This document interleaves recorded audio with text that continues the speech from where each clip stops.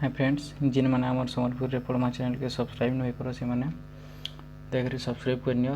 कारण जेन वीडियो भी मुझे अपलोड करमी संगे संगे तुम मन के पहुँची पार्बा और पाखे जेन सब्सक्राइब करला बाद पाखे जेन बेल आइकन अच्छे से दबाई नेब।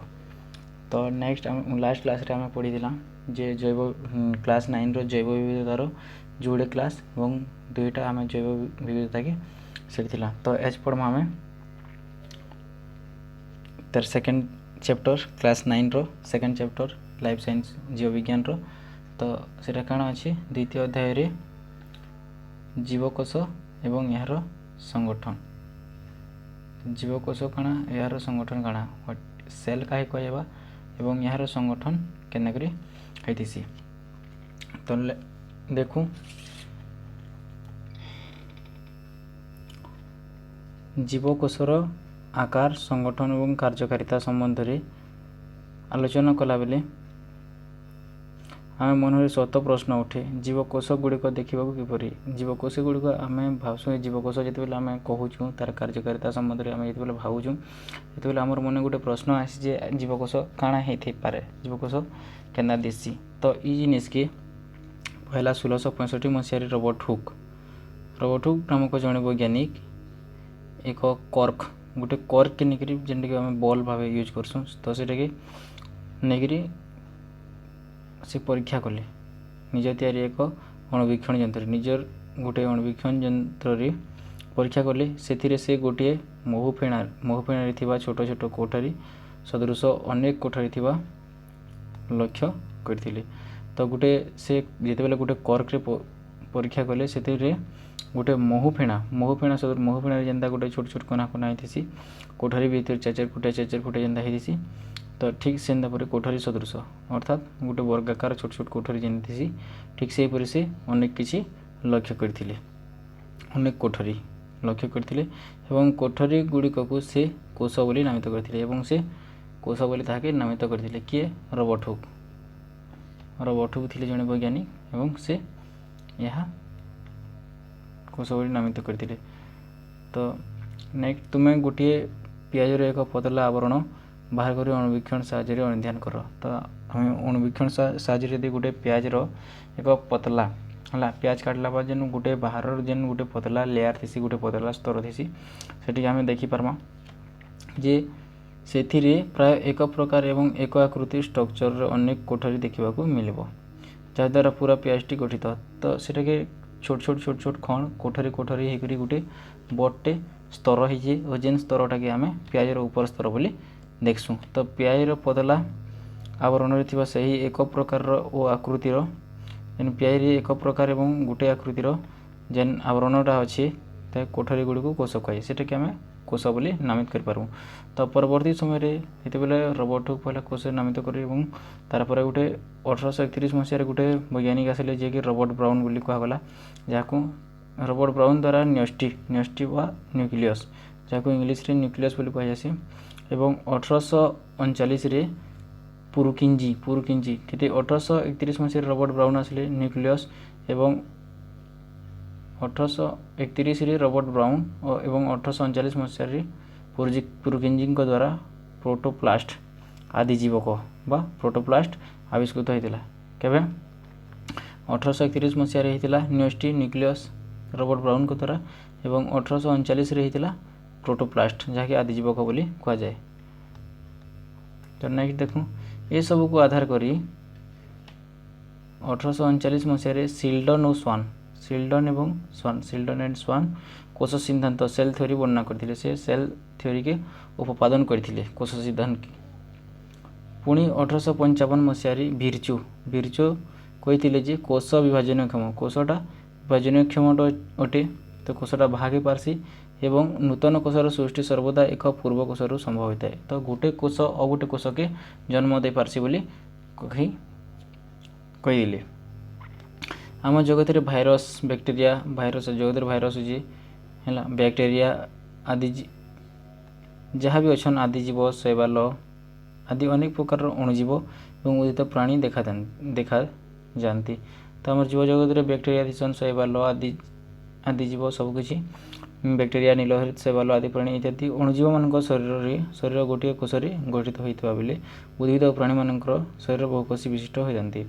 ତ ଆମେ ଯେନ୍ ଅଣୁଜୀବମାନଙ୍କୁ ପଢ଼ୁଛୁ ନୀଳହରିତ ଶୈବାଳ ବ୍ୟାକ୍ଟେରିଆ ନୀଳହରିତ ଶୈବାଳ ଆଦି ପ୍ରାଣୀ ଇତ୍ୟାଦି ଗୋଟିଏ ଅଣୁରେ ଏକକୋଷୀ ଗୋଟିଏ କୋଷରେ ଗଠିତ ହୋଇଥିଲା ବେଲେ ପ୍ରାଣୀମାନଙ୍କର ଯେନ୍ ଉଦ୍ଭିଦ ଏବଂ ପ୍ରାଣୀମାନେ ଅଛୁ ଏତାକର ବହୁ କୋଷ ଅର୍ଥାତ୍ ଏତାକର କୋଷମାନେ ଅନେକ ଗୁଡ଼ିଏ ରହିଥିସି ମଲ୍ଟିପୁଲ୍ କୋଷ ରହିଥିସି ଏବଂ ପ୍ରାଣୀମାନେ ଏବଂ ଉଦ୍ଭିଦମାନେ ବହୁ କୋଷ ଦ୍ୱାରା ଗଠିତ ଯେମିତିକି ଏକକୋଷୀ ବେଲେ କାଣା ଏକକୋଷୀ ୟୁନିସେଲୁଲାର ଅର୍ଗାନିଜମ୍ ବେଲେ ଏକକୋଷୀ ଜୀବ ଯାହାର ଗୋଟେ କୋଷ ଥିସି ତାହାକେ ଏକକୋଷୀ କୁହାଯାଏସି। ଠିକ୍ ସେହିପରି ଯାହାର ବହୁ କୋଷ ଥିସି ଅନେକ ଗୁଡ଼ିଏ କୋଷ ରହିଥିସି ତାହାକୁ ବହୁକୋଷୀ ବୋଲି କୁହାଯାଏସି। ବହୁ କୋଷ ବିଶିଷ୍ଟ ଜୀବମାନଙ୍କୁ କାଣା କୁହାଯାଏସି ବହୁକୋଷୀ ଜୀବ କୁହାଯାଏସି ଯାହାକି ମଲ୍ଟିସେଲୁଲାର ଅର୍ଗାନିଜମ୍ ବୋଲି କୁହାଯାଏସି ହେଲା। ଏଇବା ବୋଲି ଏକକୋଷୀ ଜୀବମାନଙ୍କର ସମସ୍ତ ଜୀବନ ପ୍ରକ୍ରିୟା ଲାଇଫ୍ ପ୍ରୋସେସ୍ ଏଇବା ଗୋଟେ ଜୀବ ତାର ଜୀବନ ପ୍ରକ୍ରିୟାଟା ହେଲା ଏଇବା ଏକକୋଷୀ ଜୀବମାନଙ୍କର ସମସ୍ତ ଜୀବନ ପ୍ରକ୍ରିୟା ଲାଇଫ୍ ପ୍ରୋସେସ୍ ଯଥା ପରିପାକ ଶ୍ୱାସକ୍ରିୟା ରେସ୍ପିରେଟରୀ ଡାଇଜେସନ୍ ତାପରେ ରେଚନ ବୃଦ୍ଧି ଗ୍ରୋଥ ଏବଂ ପ୍ରଜନନ ଅର୍ଥାତ୍ ରିପ୍ରଡକ୍ସନ୍ ଜନ୍ମ ଦେବାର ପାୱାରଟା ଆଦି କେବଳ ଗୋଟିଏ କୋଷ ମଧ୍ୟରେ ସମାହିତ ହୋଇଥିବା ବେଲେ ଏମାନଙ୍କର ଏଇବା ଯେନ୍ ଥିସି ସେ ସବୁ କାମ ଗୋଟିଏ କୋଷ ଦ୍ୱାରା କରିପାରସି ତାର ଆକୃତି ସେ ନିଜେ ପରିବର୍ତ୍ତନ କରିପାରସି। ଠିକ୍ ସେପରି ବହୁକୋଷୀ ଜୀବମାନେ ଜୀବମାନଙ୍କ ମଧ୍ୟରେ ସ୍ୱତନ୍ତ୍ର ନିର୍ଦ୍ଦିଷ୍ଟ କିଛି କାମ କରବାର୍ ଲାଗି ସେମାନଙ୍କ ମଧ୍ୟରେ ନିର୍ଦ୍ଦିଷ୍ଟ କେତେଟା ଟିସ୍ୟୁ ରହିଥିସି ଅଙ୍ଗ ପ୍ରତ୍ୟଙ୍ଗ ଦ୍ୱାରା ସମାହିତ ହୋଇଥାଏ। ତ ବିଭିନ୍ନ କିଛି ବି ସ୍ପେଶିଆଲ କିଛି ବି କାମ ନିର୍ଦ୍ଦିଷ୍ଟ କିଛି କାମ କରବାର୍ ଲାଗି ସେମାନଙ୍କର ଲାଗି ନିର୍ଦ୍ଦିଷ୍ଟ କାଣା ଥିସି ତ ଅଙ୍ଗ ପ୍ରତ୍ୟଙ୍ଗ ରହିଥିସି। ତ ନେକ୍ସଟ ଦେଖୁନ୍ ଜୀବକୋଷ ଆମେ ଜୀବର ମୌଳିକ ଏକକ କାହିଁ କୁହାଯାଏସି କୋଷ କି ଆମେ ଯେନ୍ ଜୀବର ମୌଳିକ ଏକକ ବୋଲି କହିଥିସୁଁ ତ କାଁ କରି କହିଥିସୁଁ।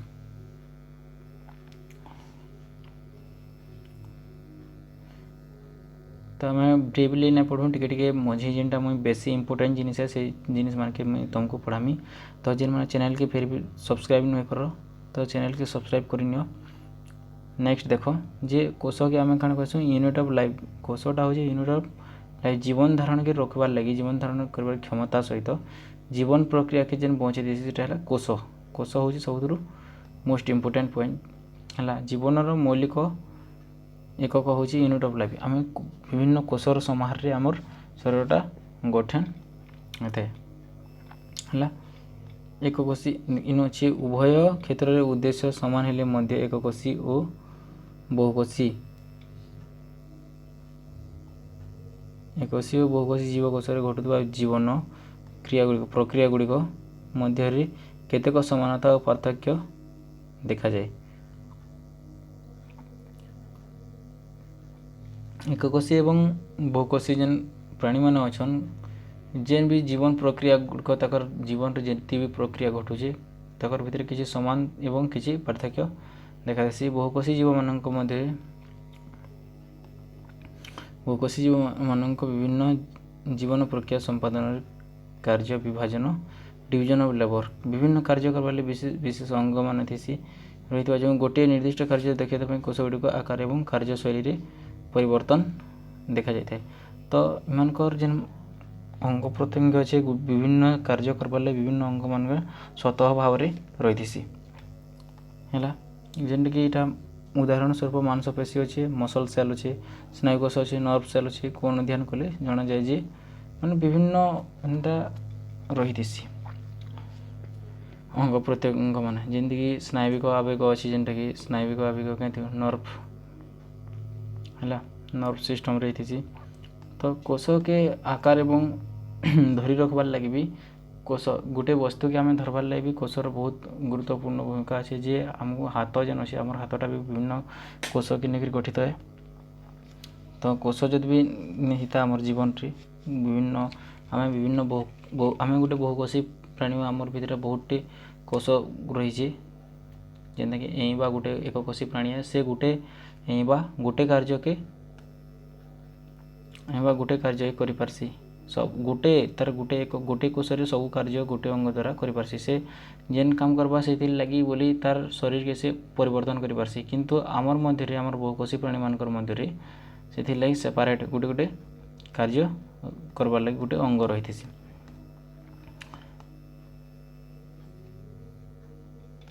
देखूँ कारण प्रत्येक कोष भितर कोष आवरण और कोष झिल्ली द्वारा आवृत छोट बड़ कण थी कोष सेल अंगिका रही थी। तो कोष झिल्ली प्रत्येक गोटे कोष भितर कोष के आवरण करवार लगे कोष झिल्ली द्वारा आवृत छोट बड़ काण थली रही थी है। थली नली जालिका आकृतिर कोष अंगिका सेल ऑर्गेनेल्स बोले कोष अंगिका बोली रही थी है। कोष अंगिका मानकर संख्या कोष अंगिका मानकर संख्या आकार प्रकार कार्यधारा गोटे ठारू अन्यटीर अलग समस्ते गोटे गोटे जितकी सेल ऑर्गेनेल्स अच्छन सेल्स बोले कोष अंगिका सेल ऑर्गेनाइजेशन अच्छन से प्रत्येक अलग अलग काम करथिसन।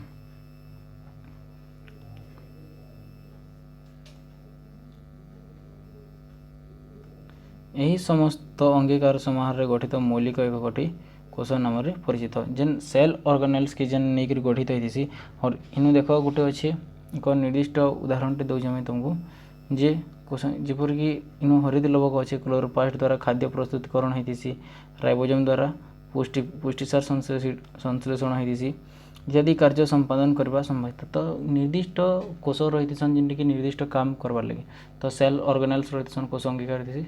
तो ये सब मानकर ये समस्त अंगीकार समाहार गठित मौलिक कण कहुसी कोष बोली कहुसी है। आम कोष ही जीवन मूल आधार कोषटा हूँ जीवन मूल आधार और कोष द्वारा आम समस्त मौलिक कार्य करें।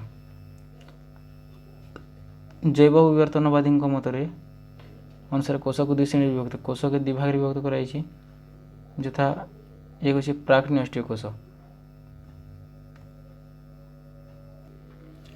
प्राग्नेष्टीय कोष प्राग्नेष्टीय बोले कण प्रोकैरियोटिक सेल इन अच्छे एवं सुनष्टीय कोष अच्छे यूकैरियोटिक सेल प्राग्नेष्टीय कोष और यूकैरियोटिक कोष बोले कण प्राग्नेष्टीय कोष बोले जेन कोषर कण न्यूक्लियस रही थी इन देखिन सुनष्टीय कोष अच्छे बैक्टेरिया नीलहरित शैवाल आदि मानकर प्राग्नेष्टीय कोष कहते बोले एक आदि प्रोटोजिया ठार आरंभ कर बहुकोषी कवक उद्भिद और प्राणी मानकर कोष सुनष्टीय श्रेणी अंतर्भुक्त सुनष्टीय कोष बोले जेन मानकर न्यूक्लियस थी ताहाको प्रोकैरियोट्स बोली यूकैरियोट्स बोली कहुसी एवं प्राग्नेष्टीय कोष जेन मानकर न्यूक्लियस न थाए से मानको यूकैरियोट्स बोली कहुसी। तो कोष झिल्ली बेले काଣା आम गोटे कोषर बाह्य अंश थी मुख्यतः प्रत्येक कोष आम मुख्यतः 3टी अंश गोटे कोषरे काଣା कहूँ 3टा अंश रही थी जेटे कोष झिल्ली बोली कहुसी है कोष जीवक बोली कहुसी एवं नेस्टी बोली कहुसी प्लाज्मा मेम्ब्रेन काଣା कोष झिल्ली एवं कोष जीवक कहें साइटोप्लाज्म कोष जीवक एवं नेस्टी बोले न्यूक्लियस 3टा जिनिस रही थी प्रत्येक कोषरे। तेणु आम देखू प्राणी कोष उद्भिद कोष मध्य यहाँ प्राणी यहाँ तुम देखिपार यहाँ उद्भिद कोषर फोटो अच्छे है यहाँ उद्भिद कोष पहला रही थी उद्भिद कोष बाहर जेन लेयरटे थी यहाँ कोष भित्ति रही थी बाहरटा है बाहर गोटे कोष भित्ति रही थी नेक्स्ट कोष झिल्ली रही एवं कोष भित्तिर भितर फिर गोटे लेयर थी जहाँके कोष झिल्ली बोली कहुसी। और गोटा गोलगी बॉडी चित्र है जेनता गोटे आमर अंतरनली बाकी गोटे अच्छे यहाँ एनता आकृतिर अच्छी यहाँ है ये गोलगी बॉडी कहुसी एवं इनु क्लोरोप्लास्ट बोली गोटे अच्छे देखिपार यहाँ एंता बड़ गोटे चित्र अच्छी एंता अच्छी है यहाँ क्लोरोप्लास्ट चित्र अच्छे इनु वैक्यूल्स बोले काଣା दिशे है राइबोसोम यहाँ राइबोसोम अच्छे है एंडोप्लाज्मिक राइबोसोम फिर केते भाग विभक्त अच्छे है तापर न्यूक्लियस यहाँ जेन अच्छी न्यूक्लियस इनु आम जड़े कहीपरसुँ जे यहाँ यूकैरियोट्स प्रोकैरियोट्स इतार विशेष गुरुत्वपूर्ण भूमिका अच्छे। तो यहाँ देखिपार इनु माइटोकॉन्ड्रिया अच्छे। तो नेक्स्ट आम देखूँ प्राणीकोष यहाँ उद्भिद कोष देखला प्राणीकोष देखल प्राणीकोष कण थी से आम देखला उद्भिद कोष गोटे कोष भित्ति बाहर गोटे नहीं सॉरी कोष झिल्ली बाहर गोटे और गोटे लेयर थी जहाँकि कोष भित्ति बोली कही था किंतु प्राणीकोष से कोष भित्ति बोलबार जिनिसटा नहीं रहे। तो बाकी सब इन गोलगी बॉडी अच्छे गोलगी बॉडी से इन एंडोप्लाज्मिक रेटिकुलम गोटे अच्छे न्यूक्लियस अच्छे ये सेंट्रिओल यहाँ अच्छे तापर माइटोकॉन्ड्रिया। तो बाकी सब जिनिस प्राय समान परिमाण रही थी किंतु कोष झिल्ली गोटे एतका रही थी। तो नेक्स्ट देखो कोष झिल्ली बोले काଣା कोष झिल्ली काଣା कहुसी प्लाज्मा मेम्ब्रेन बोली कहुसी कोष भितर थिबा कोषर विभिन्न उपादान को आवृत कर रखि आवरण को कोष झिल्ली बोली कहे। प्लाज्मा मेम्ब्रेन कोष के आवरण करवा लगे जेन जिनिसटा रही थी सेटा कोष झिल्ली बोली कहुसी कोषर विभिन्न अंग को आवरण को ହେଲା ଏବଂ ପଦାर्थର ଆଦାନ କୋଷ ସହ ଜଡ଼ିତ ବିଭିନ୍ନ ଆଦାନ ପ୍ରଦାନର ପାଇଁ କୋଷ ଝିଲ୍ଲି ଏକ ମାଧ୍ୟମ ଭାବରେ କାର୍ଯ୍ୟ କରିଥାଏ। କୋଷର ଆଦାନ ପ୍ରଦାନ ବିଭିନ୍ନ କାର୍ଯ୍ୟ ସେ କିଏ କରିଥିସି କୋଷ ଝିଲ୍ଲି କରିଥିସି। ସେମି ପରମିଏବୁଲ ମେମ୍ବ୍ରେନ୍ ଅଛି ଦେଖ, ତେଣୁ କୋଷ ଝିଲ୍ଲିକୁ ଏକ ଅର୍ଦ୍ଧ ପାରଙ୍ଗମ୍ୟ ଝିଲ୍ଲି ବୋଲି କୁହାଯାଏସି। ଅର୍ଦ୍ଧ ପାରଙ୍ଗମ୍ୟ ଝିଲ୍ଲି କୁହାଯାଏସି କାରଣ ଅର୍ଦ୍ଧ ପାରଙ୍ଗମ୍ୟ ସେମି ପରମିଏବୁଲ ମେମ୍ବ୍ରେନ୍ ବୋଲି କୁହାଯାଏସି। ତାପରେ ବା ସିଲେକ୍ଟିଭ ପରମିଏବୁଲ ମେମ୍ବ୍ରେନ୍ ବୋଲି କୁହାଯାଏସି। ସିଲେକ୍ଟିଭ ପରମିଏବୁଲ ମେମ୍ବ୍ରେନ୍ କୁହାଯାଏସି ଆଉ ସେମି ପରମିଏବୁଲ ମେମ୍ବ୍ରେନ୍ ବୋଲି କୁହାଯାଏସି। ତାପରେ ଇନୁ କୋଷ ଝିଲ୍ଲି ଅଛି।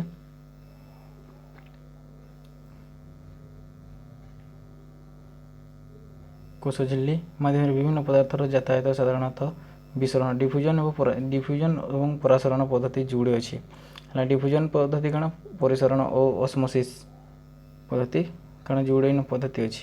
ଡିଫ୍ୟୁଜନ ଏବଂ ଅସ୍ମୋସିସ୍ ସକ୍ରିୟ ଏବଂ ପରିବହନ ଆକ୍ଟିଭ ଟ୍ରାନ୍ସପୋର୍ଟ ବେଲେ ସେ ସାମାନ ସବୁ କୋଷରେ କାଣା ଦରକାର କେତେବେଲେ କେନ୍ ପ୍ରକ୍ରିୟାରେ କାଣା ଦରକାର ସେ କିଏ କୋଷ ଅଙ୍ଗିକା ମାନେ କରିଛନ୍। ଉଦାହରଣ ସ୍ୱରୂପ କୋଷୀୟ ବିପାକ ପ୍ରକ୍ରିୟା ଦ୍ୱାରା ନିର୍ଗତ ଅଙ୍ଗାରକାମ୍ଳ ଯେତେବେଲେ ଆମେ ଅଙ୍ଗାରକାମ୍ଳ ଯେତେବେଲେ ବାହାରସି ନିର୍ଗତ ହେସି କୋଷର ବିଭିନ୍ନ କାର୍ଯ୍ୟ କଲା ପରେ କୋଷ ଯେନ୍ ତାର ନିଜର କାର୍ଯ୍ୟ ସମ୍ପାଦନ କରିଥିସି ଏବଂ ତାର ପରେ ସେ କାଣା କାର୍ବନ ଡାଇଅକ୍ସାଇଡ଼କୁ ଛାଡ଼ିଥିସି ଯାହାକୁ କାର୍ବନ ଅଙ୍ଗାରକାମ୍ଳ କୁହାଯାଏସି। ଗ୍ୟାସର ସାନ୍ଦ୍ରତା ଅଙ୍ଗାରକାମ୍ଳ ଗ୍ୟାସର ସାନ୍ଦ୍ରତା କନସେନ୍ଟ୍ରେସନ୍ କୋଷ ଭିତରେ ଅଧିକ କୋଷ ଭିତରେ ଅଧିକ କୋଷରେ ଯେତେବେଲେ ଅଧିକ ରହିସି କାଣା କାର୍ବନ ଡାଇଅକ୍ସାଇଡ଼ ଅଙ୍ଗାରକାମ୍ଳ ପ୍ରକ୍ରିୟା ଦ୍ୱାରା ନିର୍ଗତ ଅଙ୍ଗାରକାମ୍ଳ ସେଠୁ ଗ୍ୟାସର ସାନ୍ଦ୍ରତା କନସେନ୍ଟ୍ରେସନ୍ କୋଷ ଭିତରେ ଅଧିକ ରହିସି କିନ୍ତୁ କୋଷ ବାହାରେ ଏହି ଗ୍ୟାସର ମାତ୍ରା କମ୍ ରହିଥାଏ କିନ୍ତୁ କୋଷ ଭିତରେ ଇତାର ଗ୍ୟାସର ମାତ୍ରାଟା କମ୍ ରହିଥିସି। ସେହିପରି ଅମ୍ଳଜାନ ଅଛି। ଅମ୍ଳଜାନ ଗ୍ୟାସର ପରିମାଣ କୋଷ ଭିତରେ କେତେ ଅପେକ୍ଷା କୋଷ ଭିତରେ ଅମ୍ଳଜାନ ଅଛି O2 ଗ୍ୟାସର ପରିମାଣ କୋଷ ଭିତର ଅପେକ୍ଷା ବାହାରର ଅଧିକ ଥିବାରୁ ଅମ୍ଳଜାନ କୋଷ ବାହାରୁ କୋଷ ଭିତରକୁ କୋଷ ଭିତରେ ଅମ୍ଳଜାନ ବେଶୀ ଥିସି। ହେଲା ଯେନ୍ ପରିମାଣରେ ଥିସି ତାର ବାହାର ପଟେ ଅମ୍ଳଜାନଟା ଆଉ ବେଶୀ ଥିସି। ହେଲା ଅମ୍ଳଜାନ ତ ସଫିସିଏଣ୍ଟ କୋଷ ଭିତରେ ରହିସି ତାର ବାହାରେ ଯେତିକି କୋଷ ଭିତରେ ରହିସି ତାର ବେଶୀ କୋଷର ବାହାରେ ରହିସି ଅମ୍ଳଜାନଟା। ହେଲା ସେଥିର୍ଲାଗି ବୋଲି କୋଷ ବାହାରୁ ଭିତରକୁ ବିସରଣ ପ୍ରକ୍ରିୟା ଆସିଥାଏ। ତ କୋଷ ଭିତରୁ ଯେନ୍ଟା ବାହାରିଥିସି ଭଟାକେ ଯେନ୍ ବାହାରିଥିସି ଅମ୍ଳଜାନଟା ସେଟା କାଣା କୁହାଯାଏସି ବିସରଣ ପ୍ରକ୍ରିୟା ବୋଲି କୁହାଯାଏସି। ଅତଏବ କୋଷର ଏହି ଗ୍ୟାସୀୟ ଆଦାନ ପ୍ରଦାନ ବିସରଣ ପ୍ରକ୍ରିୟା ଏକ ପ୍ରମୁଖ ଭୂମିକା ଗ୍ରହଣ କରିଥାଏ। ଏଇଟା ଗୋଟେ କୋଷର ଗୋଟେ ପ୍ରମୁଖ ଭୂମିକା ହେଲା। ଇନୁ ହାଇ କନସେନ୍ଟ୍ରେସନ୍ ଅଛି ଲୋ କନସେନ୍ଟ୍ରେସନ୍ ଅଛି। ତ ଇନୁ ଯେନ୍ ଅଧିକ କେନ୍ଟା କେତେବେଲେ ହାଇ ବେଲେ ଲୋରୁ ହାଇରୁ ଲୋ ଇଟାକେ ଗତି କରିଥିସି ଅର୍ଦ୍ଧ ପାରଙ୍ଗମ୍ୟ ଝିଲ୍ଲି ଜଲ ଥିବା ଦିଗକୁ ଇନୁ ଅଛି ଦେଖ ସାଫ ଇନୁ ଲେଖା ହେଇଛି।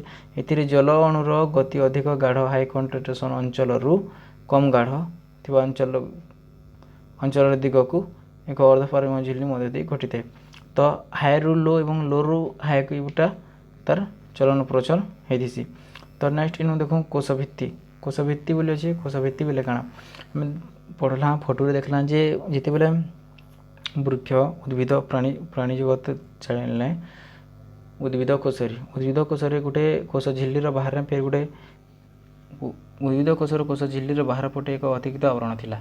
ହେଲା ଯେନ୍ଟାକି ଆମେ ଫଟୋରେ ଦେଖିଲା ତ ସେଟା କୁହାଯାଏସି କୋଷ ଭିତ୍ତି। ଏହାକୁ କୋଷ ଭିତ୍ତି ବା ସେଲ୍ ୱାଲ୍ ବୋଲି କୁହାଯାଏ। ସେଲ୍ ୱାଲ୍ କୋଷ ଭିତ୍ତିକି ସେଲ୍ ୱାଲ୍ କୁହାଯାଏସି। ଏହା ମୁଖ୍ୟତଃ ସେଲୁଲୋଜ ନାମକ ଏକ ଶ୍ୱେତସାର ଦ୍ୱାରା ଗଠିତ। ସେଲୁଲୋଜ ଦ୍ୱାରା ଏହାର ଗଠନ ପ୍ରଣାଳୀ ହେଇଥିସି। ଏହା ଉଦ୍ଭିଦ କୋଷକୁ ଆକୃତି ଓ ଦୃଢ଼ତା ଦିଏ। ଏଟାକି ଉଦ୍ଭିଦ କୋଷ କି ଗଛକେ ଆଉ ଟିକେ ଯେନ୍ସି ବି ଗଛ ହେବା ସେ ଗଛକେ ଆଉ ଟିକେ ଷ୍ଟ୍ରଙ୍ଗ ରଖବାର୍ ଲାଗି ଗୋଟେ ଶକ୍ତ ରଖବାର୍ ଲାଗି ଗୋଟେ ଆବରଣ ରହିଥିସି। ବ୍ୟାକ୍ଟେରିଆ କୋଷରେ ମଧ୍ୟ କୋଷ ଭିତ୍ତି ରହିଥାଏ। ବ୍ୟାକ୍ଟେରିଆ କୋଷରେ ମଧ୍ୟ କୋଷ ଭିତ୍ତି ରହିଥିସି। ତ ଥ୍ୟାଙ୍କସ୍ ଫ୍ରେଣ୍ଡସ୍ ଧନ୍ୟବାଦ।